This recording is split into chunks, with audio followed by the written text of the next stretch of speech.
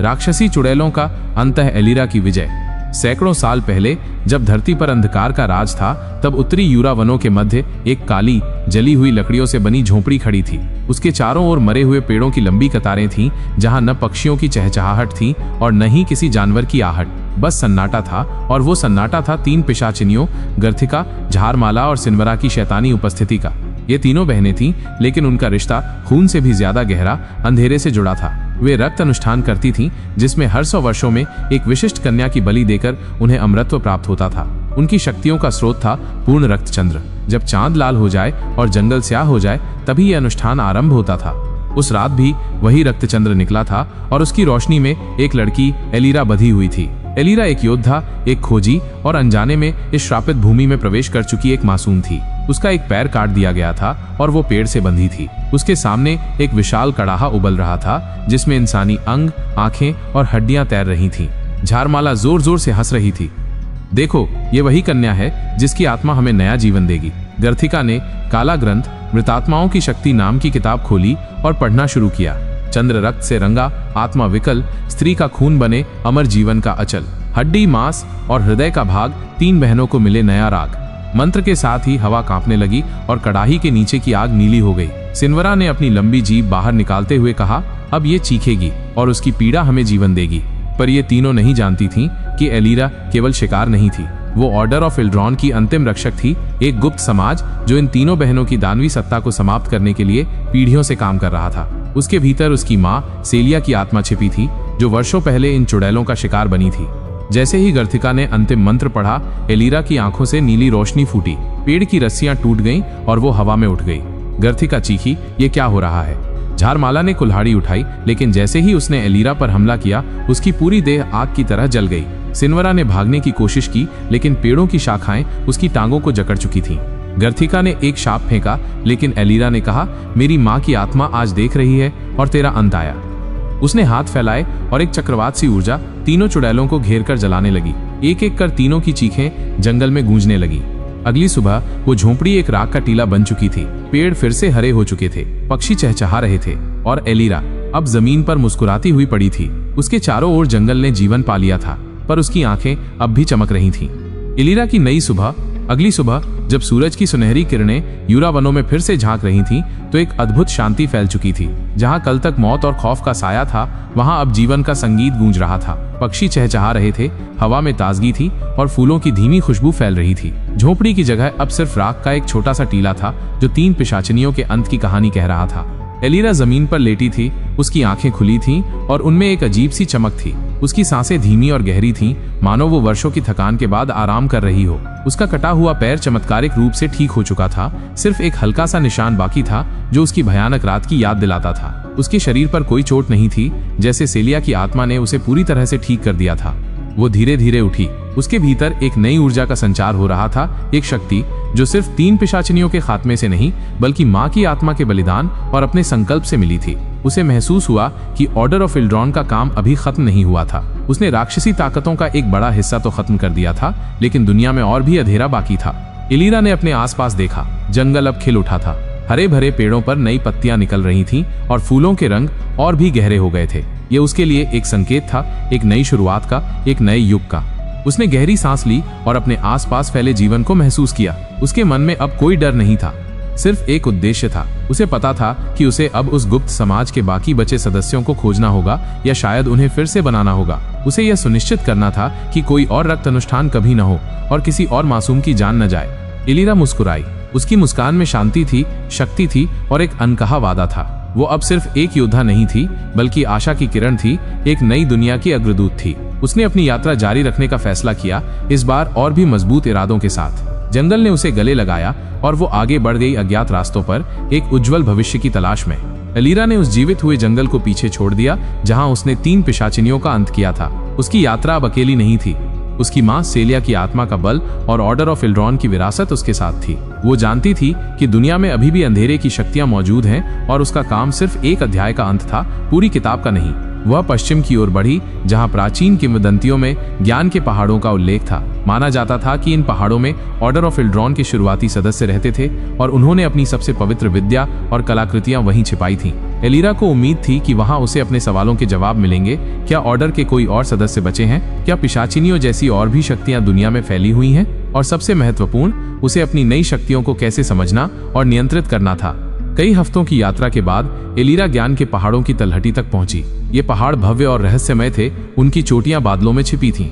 रास्ते में उसे कई चुनौतियों का सामना करना पड़ा। एक बार वो एक विशालकाय भेड़िए के हमले से बची, जो अंधेरे जादू से दूषित था। दूसरी बार उसे एक प्राचीन जाल से निकलना पड़ा, जिसे सदियों पहले ऑर्डर के दुश्मनों ने स्थापित किया था। हर चुनौती ने उसे और मजबूत बनाया और उसकी अंतर्निहित शक्तियां धीरे धीरे जागृत होने लगीं। जब वो क्रोधित होती तो उसकी आंखों से वही नीली रोशनी निकलती जो पिशाचिनियों को जलाते समय निकली थी, और कभी कभी उसके हाथों से ऊर्जा के गोले भी निकलते।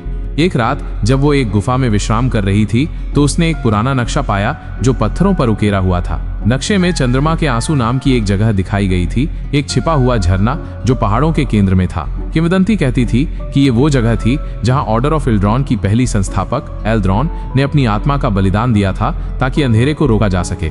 एलिरा को लगा कि यही उसकी मंजिल है। अगले दिन की भोर में उसने झरने की ओर अपनी यात्रा फिर से शुरू की। रास्ता और भी दुर्गम होता गया, लेकिन उसकी दृढ़ता अटूट थी। उसे पता था कि यह सिर्फ पत्थरों और पेड़ों की यात्रा नहीं थी, बल्कि अपनी नियति और अपनी माँ की विरासत को समझने की यात्रा थी। एलिरा की यात्रा चंद्रमा के आंसू की ओर जारी थी। पहाड़ों की ऊंचाइयों पर हवा बर्फीली हो गई थी और पेड़ों की जगह अब सिर्फ बंजर चट्टानें थीं।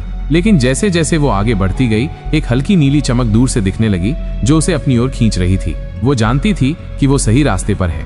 कई घंटों की चढ़ाई के बाद वो एक संकरी दर्रे से गुजरी जो अचानक एक विशाल छिपे हुए अखाड़े में खुल गया। अखाड़े के केंद्र में एक अद्भुत झरना था, जिसका पानी किसी आम झरने की तरह नहीं बल्कि चंद्रमा की रोशनी जैसा नीले रंग का था, ठीक उसी तरह का नीला रंग जो उसकी आंखों से निकलता था। यही थे चंद्रमा के आंसू। झरने के चारों ओर प्राचीन पत्थर खड़े थे जिन पर अजीबोगरीब प्रतीक उकेरे हुए थे। एलिरा ने महसूस किया कि ये जगह सिर्फ एक झरना नहीं बल्कि एक पवित्र स्थल थी जहां सदियों की शक्ति और ज्ञान समाया हुआ था। जैसे ही वो झरने के पास पहुंची, हवा में एक प्राचीन मंत्र गूंजने लगा जो उसके भीतर की आत्मा से जुड़ रहा था।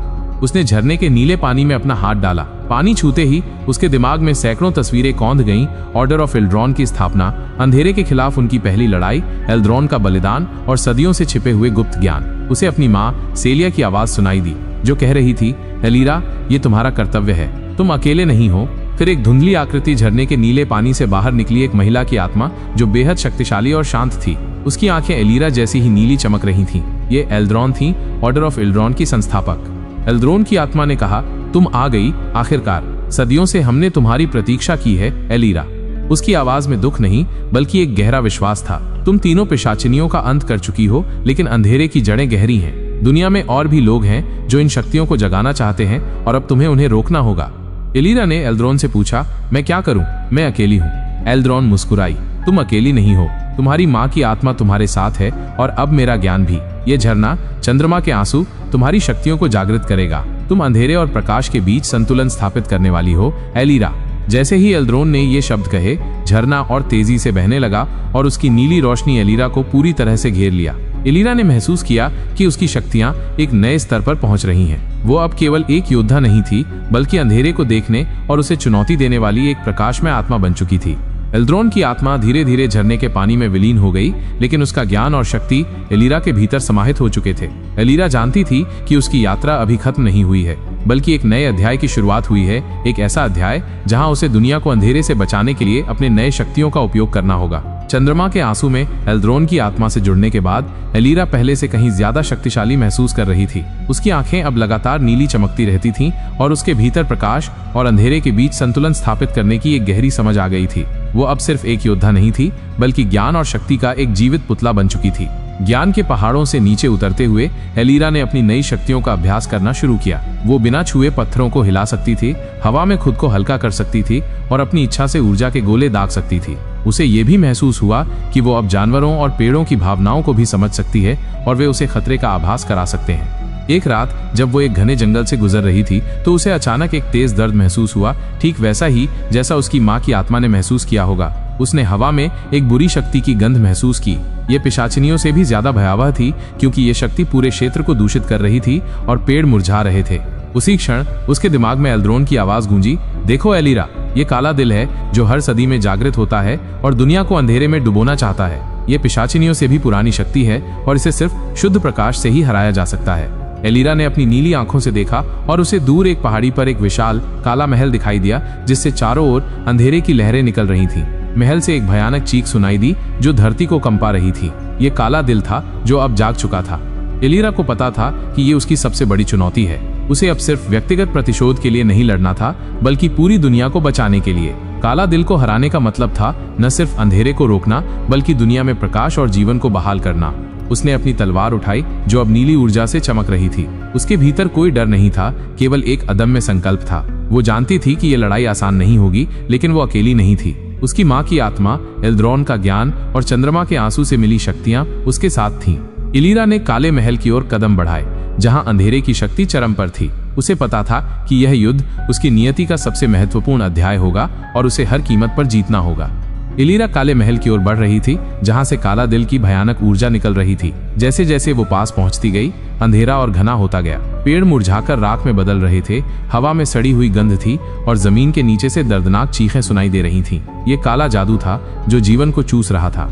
महल के द्वार पर एलिरा का सामना अंधेरे के रक्षकों से हुआ भयानक जीव, जो पहले कभी इंसान रहे होंगे, लेकिन अब काला दिल की शक्ति से दूषित हो चुके थे। उनकी आंखें लाल थीं और उनके शरीर विकृत हो चुके थे। एलिरा ने अपनी तलवार उठाई, जो अब उसकी नीली ऊर्जा से और भी तेजी से चमक रही थी। युद्ध शुरू हो गया। एलिरा ने अपनी नई शक्तियों का पूरी तरह से इस्तेमाल किया। उसने ऊर्जा के गोले दागे, हवा को नियंत्रित कर दुश्मनों को दूर फेंका और अपनी तलवार से हर उस जीव को नष्ट कर दिया जो उसके रास्ते में आया। उसकी हर चाल में एल्द्रोन का ज्ञान और उसकी माँ की शक्ति झलक रही थी। वो सिर्फ लड़ नहीं रही थी, बल्कि अंधेरे को चुनौती दे रही थी।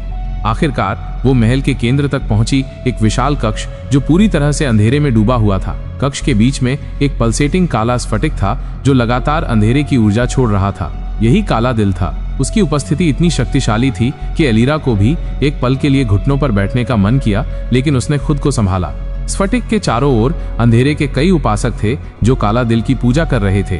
वे सभी मिलकर मंत्र पढ़ रहे थे, जिससे स्फटिक की शक्ति और बढ़ रही थी। उनमें से एक लंबा और दुबला आदमी जो पूरी तरह से काले वस्त्रों में लिपटा था, आगे आया। उसकी आंखें भी काली थीं, जिनमें कोई भावना नहीं थी। तुम यहाँ क्या करने आई हो नश्वर? उसने एक गहरी गूंजती हुई आवाज में कहा। तुम काला दिल की शक्ति को नहीं समझती। ये दुनिया को उसके शुद्धतम रूप में लौटाएगा, अंधेरे और मौन में। एलिरा ने अपनी नीली आंखों से उसे देखा। मैं यहाँ अंधेरे को खत्म करने आई हूँ। तुम जो चाहते हो वो शांति नहीं, विनाश है। उस काले वस्त्र वाले आदमी ने एक भयानक हंसी हंसी। तो फिर अपनी मूर्खता के लिए तैयार हो जाओ। उसने अपनी मुट्ठी भींची और एलिरा पर अंधेरे के तीर बरसने लगे। एलिरा ने अपनी सारी शक्ति लगा दी।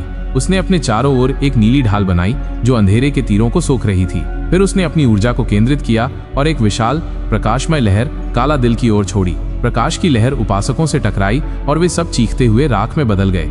अब सिर्फ एलिरा और काला दिल का स्फटिक बचा था। स्फटिक ने और तेजी से धड़कना शुरू किया और कक्ष में अंधेरा और भी घना हो गया। एलिरा जानती थी कि उसे इसे एक ही झटके में खत्म करना होगा।